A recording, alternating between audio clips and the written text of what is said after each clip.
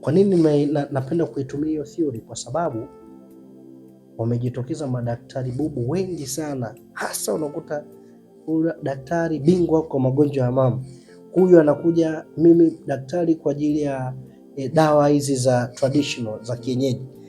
Mama zetu wanakunywa madawa maskini, yani wengine mpaka inapelekea kuharibu mpaka kizazi.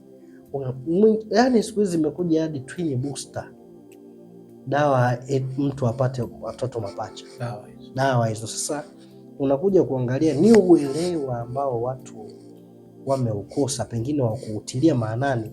Unajua siku hizi vijana au Gen Z wao wanasoma kitu ambacho wanaona kwao kitawasaidia pitia changamoto fulani, ndio mtu sasa ngoja nijifunze afya ya uzazi. Elimu ambayo inatolewa kwenye biology nafikiri ni kipengele kile cha reproduction, na mimi nimepita huko, nimesoma kwa sasa.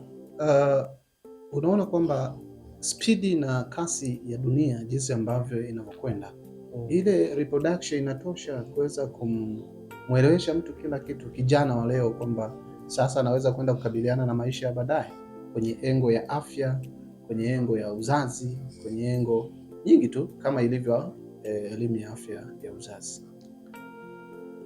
Lile somo linapofundishwa, ule ni msingi basic ya kukutengenezea wewe uelewa huko utakapoenda. Perhaps unaweza usilisome tena. Yes.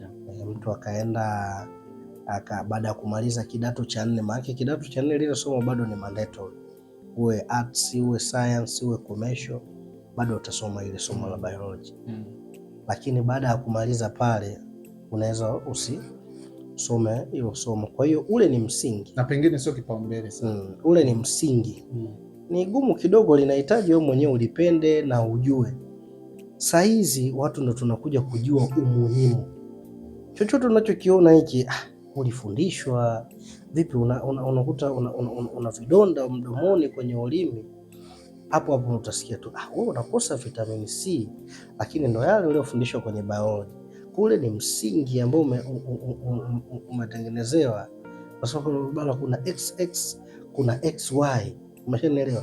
Yale tuliyasoma, lakini saa hizi ukiangalia ndo mtu wanajifunza kupitia kuna TikTok, YouTube na platform nyingine. Hebu tuende kwenye hii point. Vijana wanafika kwenye umri wa kupevuka. Anapevuka mini kuvunja ungo, pengine kama ni msichana. Yes, ameelezwa, ameambiwa. Na pia mvulana hivyo hivyo. Tukienda ndani zaidi kwa wale ambao sasa ameshafikia hali hiyo, kuna msukumo, wanafundishwa kwamba jinsi ya kumpenda mwenzie, jinsi ya kumapproach mwenzie, jinsi ya kukabiliana na changamoto za upevukaji.